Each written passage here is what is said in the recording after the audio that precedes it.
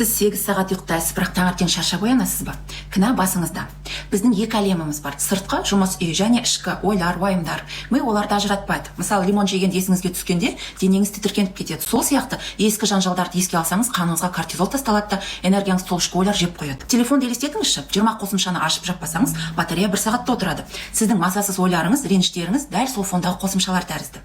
Жай жатсаңыз да батареяңыз нөлде, себебі оларда ми айналдыра береді. Не істеу керек? Бірінші, қосымшаларды жабу керек. Өзіңізге тоқта деңіз. Қазір мен мәселені шешіп жатқан жоқпын. Оны қайта айналдырып жатырмын. Не алып істеймін, не өшіремін дейсіз. Екінші, әр ұсақ әрекеттен ләззат алыңыз. Тіс тазаладыңыз, тазалықтан рахаттаныңыз. Кофе іштіңіз, дәмін сезініңіз. Онсыз түске дейін энергетикалық банкротсыз. Үшіншісі, ұйқы.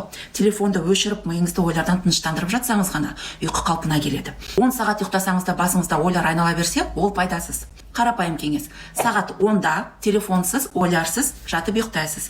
Бір кішкене істен ләззат аласыз. Бір аптадан соң батареяңыз жасыл, энергияңыз толық болады. Сақтап шаршаған досыңызға жіберіңіз. Тіркеліңіз, энергияны сақтап қалуды үйретемін.